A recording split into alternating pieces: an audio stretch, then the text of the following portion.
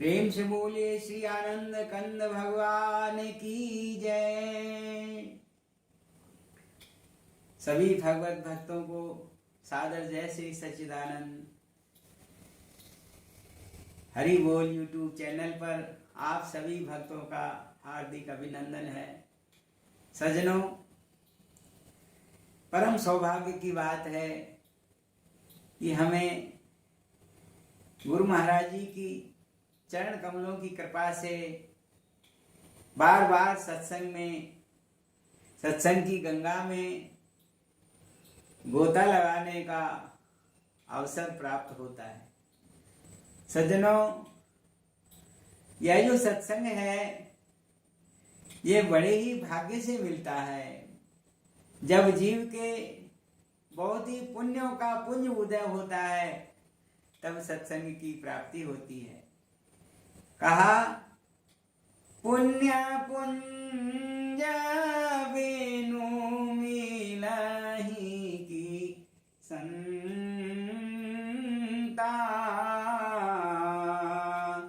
सत्संगति संस्कृति कर अंता, सत्संगत दुर्लभ संसारा, निमिख दंड भरे कई बारा।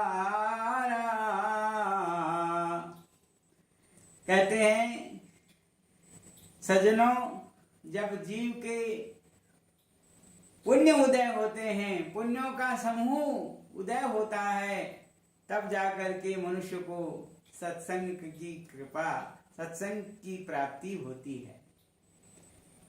पुण्य पुण्य बिन मिले न संता, सत्संगति संसित करंता। और सत्संग जो है, कहते हैं कि जन्म जन्मांतर की जो हमारा अंतर का जो मैल है, पाप है, उसको धोने की, उनको समाप्त करने की क्षमता रखता है। इसलिए कहा सत्संगत दुर्लभ संसारा।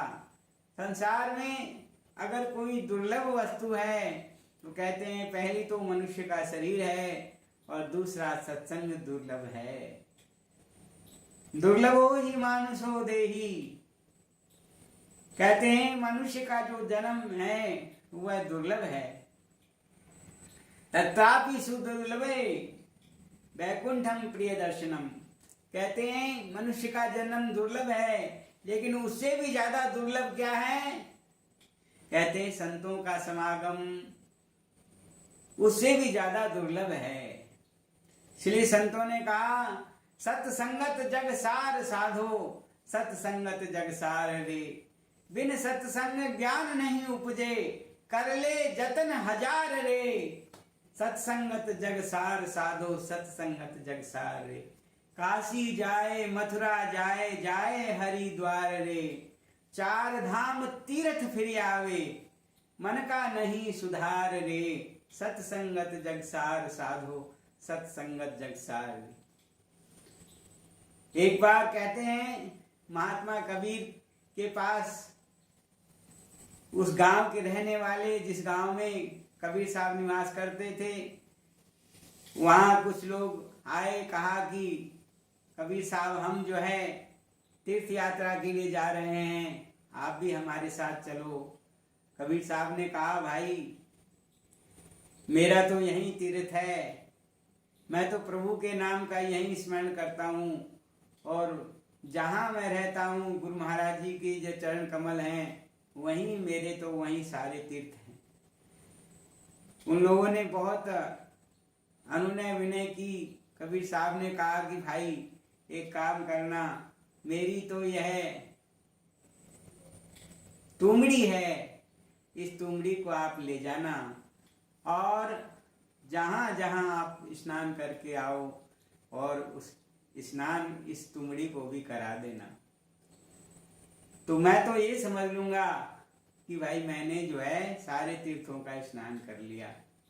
सज्जनों, वो सब जो तीर्थ यात्री थे तो कबीर साहब की जो तुमड़ी उन्होंने दी थी उसको लेकर के गए। और कहते हैं जगन्नाथ हरिद्वार चारों धाम कर करके वो आए और आकर के कबीर साहब को कहा कि हमने आपकी तुमड़ी को स्नान करा दिया। कबीर साहब ने कहा चलो ठीक है, अच्छी बात है, अब आप सब प्रसाद लेकर के जाना। कबीर साहब ने उस तुमड़ी को जो है कहते हैं कूटा पीसा छान करके और उन सब का चूर्ण बना करके और प्रसाद रूप में सबको दिया। तो सब कहने लगे कबीर साहब ये कैसा प्रसाद है, ये तो बहुत कड़ा है, कड़वा है। कबीर साहब ने कहा कहते हैं हरी बेल की हरी तुमड़ी सब तीरथ फिर आई और जगन्नाथ के दर्शन करके गई नहीं कड़वाई, जाकी लगन राम सोनाई सो नर खर कुकर सुकर सम वृथा जीवत जगमाई। संतों ने इशारे से जीव को समझाने का प्रयास किया कि भाई जब तक मन का सुधार नहीं होगा, जब तक हम अपने अंतर्मल को नहीं धोएंगे प्रभु के नाम से, तब तक हमारा जो तीर्थ यात्रा जो है वह फलदायी नहीं है, उसका कोई अर्थ नहीं है। तो सज्जनों कबीर साहब ने कहा कि जैसे इस तुमड़ी का जो कड़वापन सारे तीर्थों में स्नान करके नहीं गया, तो आप लोगों के अंदर में जो मल है, आपके अंदर जो कड़वाहट है, वो कैसे समाप्त हो गई होगी। तो सज्जनों संतों ने कहा कहते हैं ये जीवन 4 दिन तेरा तो फिर क्यों पाप करता है, जो सब सुखों का दाता है नहीं उसको सुमरता है। संतों ने कहा कि 4 दिन का जीवन है, एक दिन आना है, एक दिन जाना है, 2 दिन का जीवन है बीच का, 2 दिन में हमारा सारा बचपन है, युवावस्था है, वृद्धावस्था है और एक दिन हमें चले जाना है। तो सज्जनों हम प्रभु के नाम का स्मरण अभी से क्यों नहीं करें। इसलिए संतों ने कहा कहते हैं जागो रे जिन जागना अब जागन की बार, फिर कब जागे नानका जब सोए पांव पसार। सब जानते हैं कि भाई प्रभु का नाम सत्य है, भगवान का नाम सत्य है। हम जाते हैं बहुत सारे लोगों के दाह संस्कार कार्यक्रम में, तो सब लोग कहते हैं राम नाम सत्य है। जब तक हम शमशान में रहते हैं तब तक हमको लगता है कि भगवान का नाम सत्य है, सबको एक दिन जाना है और सारा वैराग्यपूर्ण हमारे विचार हो जाते हैं। लेकिन जैसे ही हम घर धंधों में आते हैं वही हमारा प्रभु को हम भूल करके और वही संसार में लग जाते हैं। इसलिए संतों ने बार बार जो है प्रभु को कहा कि भाई भूलो नहीं, जागते रहो, जागते रहो, है जीवन 4 दिन तेरा तो फिर क्यों पाप करता है। था एक समय संकट का जब माँ के गर्भ में अटका, सिर नीचे पैर ऊपर रहा 9 महीने लटका, सजा इतनी मिली तुझको नहीं फिर भी सुधरता है, ये जीवन 4 दिन तेरा तो फिर क्यों पाप करता है। संतों ने कहा कि भाई प्रभु से हमने वायदा किया है कि हे प्रभु हमें इस नरक कुंड से बाहर निकालो। गर्भ में हमने प्रार्थना की उस परमेश्वर से, उस परम पिता परमात्मा से, हे प्रभु हमें इस गर्भ कुंड से, गंदगी से, नरक से बाहर निकालो। हम आपका बाहर जाकर के भजन करेंगे। और बाहर आकर के हम संसार की बातों में ही लग गए, प्रभु को भुला दिया। संत बार बार चेतावनी देते हैं, छोड़कर संसार जब तू जाएगा, कोई न साथी तेरा साथ निभाएगा। गर प्रभु का भजन किया ना सत्संग किया ना 2 घड़ियां, यमदूत लगा कर तुझको ले जाएंगे, हथकड़ियां कौन छुड़वाएगा, कोई न साथी तेरा साथ निभाएगा। सत्संग की गंगा है तू इसमें लगा ले गोता, वरना इस दुनिया से तू जाएगा एक दिन रोता, फिर पछताएगा, कोई न साथी तेरा साथ निभाएगा। इस पेट भरन के खातिर तू पाप कमाता निश दिन, शमशान में लकड़ी रख कर तेरे आग लगेगी, एक दिन खाक हो जाएगा, कोई न साथी तेरा साथ निभाएगा।